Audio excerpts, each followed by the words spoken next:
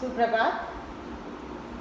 आज हम पढ़ेंगे अगस्त कॉम्ट की जीवनी और उसकी कृतियाँ। अगस्त कॉम्ट 19वीं शताब्दी के प्रमुख वैज्ञानिकों में माने जाते हैं और आपने समाजशास्त्र की नींव डाली। अगस्त कॉम्ट का जन्म 19 जनवरी सन 1798 में फ्रांस के मॉन्टपेलियर नामक स्थान में हुआ। आपके परिवार में कैथोलिक धर्म के मानने वाले थे। कॉम्ट के पिता कर विभाग में उच्च पदाधिकारी थे। बचपन से ही कॉम्ट विलक्षण व्यक्तित्व के धनी रहे। उनकी प्रखर बौद्धिक क्षमता और स्थापित सत्ता का विरोध करने की मनोवृत्ति उनमें बचपन से ही झलकती थी। कॉम्ट के माता पिता कट्टर राजभक्त थे, जबकि कॉम्ट एक लोकतंत्रवादी थे। उनके माता पिता कैथोलिक धर्म के मानने वाले थे और जबकि कॉम्ट उस धर्म के कटु आलोचक थे। प्रारंभिक शिक्षा मॉन्टपेलियर में ही हुई थी। बचपन से ही विलक्षण विशेषताएं उस स्कूल में उनकी विलक्षण विशेषताओं से उस स्कूल में वे लोकप्रिय हो गए। 13 वर्ष की आयु में ही परिवार की राजनीतिक तथा धार्मिक विचारधारा को त्याग दिया, क्योंकि वे एक नए समाज का निर्माण करना चाहते थे। 16 वर्ष की आयु में गणित शास्त्र में उन्होंने लेक्चर दिए, जो इस बात के प्रमाण थे कि वे एक साधारण व्यक्ति नहीं बल्कि प्रखर बौद्धिक क्षमतावान व्यक्तित्व के धनी थे। वे स्कूल जीवन से ही बेंजामिन फ्रैंकलिन के विचारों से प्रभावित हुए। उन्हें कॉम्ट आदर्श पुरुष मानते थे और उन्हीं का अनुसरण करना चाहते थे। स्कूल के एक मित्र को उन्होंने लिखा कि मैं आधुनिक सुकरात का अनुकरण करना चाहता हूँ, उनके बौद्धिक गुणों का नहीं बल्कि उनके जीवन के तरीके का। तुम जानते हो कि जब वह केवल 25 वर्ष के ही थे, तभी उन्होंने अपने को पूर्णतया बुद्धिमान व्यक्ति सोच लिया था। मैंने भी उसी विचार को ग्रहण करने का साहस किया है, यद्यपि अभी मेरी आयु 20 वर्ष की भी नहीं है।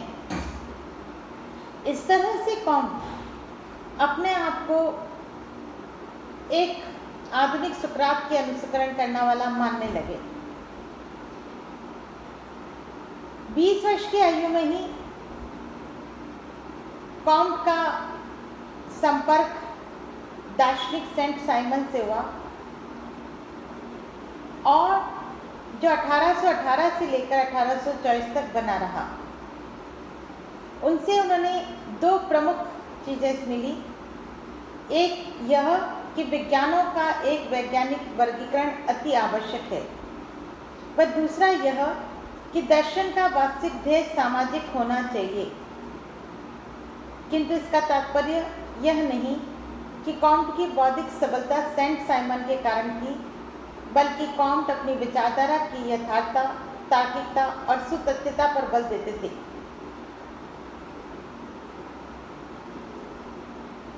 कॉम्ट के जीवन में दुखद अध्याय तब आरंभ हुआ जब 1825 में उनका विवाह हुआ। उनकी पत्नी का स्वभाव बुरा था, इसलिए वैवाहिक जीवन सुखी नहीं बन सका। वे हमेशा अपने आप को अध्ययन में डुबोए रखते थे। सन 1826 से अपने लेक्चर देने आरंभ कर दिए थे, जिससे उनकी धन और ख्याति दोनों मिलने लगी। सन 1830 में अपनी महान कृति the course of positive philosophy के प्रथम खंड को प्रकाशित किया और यह कृति 6 खंडों में सन 1842 में प्रकाशित हुई। सन 1842 में ही कॉम्ट की पत्नी से तलाक हुआ। कॉम्ट का प्रमुख लक्ष्य था कि मानव समाज के पुनर्संगठन की एक वैज्ञानिक योजना प्रस्तुत की जाए।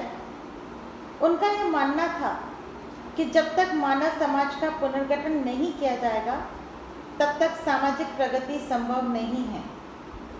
इसी आशय से कॉम्ट ने a plan of scientific operations necessary for reorganisation organising society प्रस्तुत किया। इसके पश्चात कॉम्ट ने the course of positive philosophy प्रकाशित की। 1851 से 54 के बीच अपनी दूसरी पुस्तक सिस्टम ऑफ पॉजिटिव पॉलिटी को 4 खंडों में विभाजित थी प्रकाशित की। वह इसी पुस्तक में इन्होंने सामाजिक पुनर्निर्माण की स्पष्ट रूपरेखा प्रस्तुत की थी। कॉम्ट की लेखनी पर उनकी एक महिला मित्र श्रीमती क्लोटाइल डी वॉक्स का स्पष्ट प्रभाव पड़ा, जिससे उनके विचारों में क्रांतिकारी परिवर्तन हुआ। हालांकि यह मित्रता सिर्फ 1 वर्ष तक ही रही, क्योंकि सन 1846 में वॉक्स की मृत्यु हो गई। लेकिन इस कम समय में भी कॉम्ट के मस्तिष्क में गहरी व स्थायी छाप श्रीमती वॉक्स ने छोड़ी।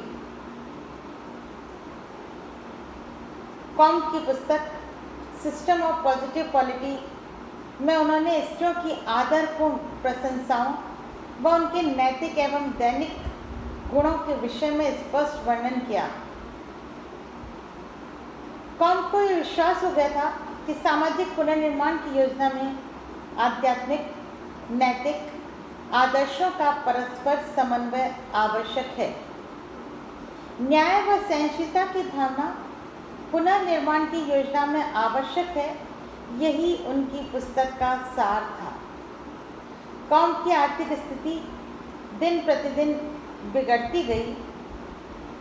पॉजिटिव फिलॉसफी के प्रकाशित होने के पहले तक वे अपने जीविकोपार्जन के लिए निजी शिक्षण देते थे, जिससे उनकी आर्थिक स्थिति में कुछ सुधार हुआ था और कई उनके मित्र, उनके अनुयायी उनकी आर्थिक स्थिति की दयनीयता को देखकर उनके लिए चंदा भी इकट्ठा कर सहायता करते थे। इंग्लैंड में 1845 में जॉन स्टुअर्ट मिल ने कॉम्ट के लिए $1200 चंदा इकट्ठा कर भेजा। कुछ भी हो, कॉम्ट एक असाधारण, अद्वितीय प्रतिमा और क्षमतावान चिंतक थे, जिनके सामने अनेक बाधाएं आई, परंतु वे अटल विश्वास, दृढ़ निष्ठा व आदर्श की प्राप्ति के लिए हमेशा प्रयत्नशील रहे। वे कोई भी पुस्तक उस समय तक नहीं लिखते जब तक कि संपूर्ण विषय की रूपरेखा को व्यवस्थित ढंग से अपने मस्तिष्क में उतार नहीं लेते थे। उनकी लेखनी इतनी बोझिल थी कि एक बार पढ़ लेने पर उस पुस्तक को समझना आसान नहीं होता था। फिर भी उनकी रचना शैली लोगों को स्वतः प्रभावित करती थी। कॉम्ट, जो कि एक सामाजिक विचारक, असाधारण प्रतिभा के धनी और क्षमता संपन्न व्यक्ति थे, उनकी मृत्यु 5 सितंबर 1857 में हुई। देश समाप्त हो गई, परंतु उनके विचारों की न तो कभी मृत्यु हुई और न होगी, क्योंकि उनके विचारों की जड़ें इतनी गहराई तक पहुंच गई कि उन्हें हिला पाना संभव नहीं है। ये थी अगस्त कॉम्ट की जीवनी और उनकी कुछ लिखी गई पुस्तकों के नाम। अब हम नेक्स्ट जो अपना लेक्चर होगा उसमें अगस्त कॉम्ट के द्वारा दिया गया जो सिद्धांत है प्रत्यक्षवाद, उसके बारे में चर्चा करेंगे। तब तक के लिए नमस्ते।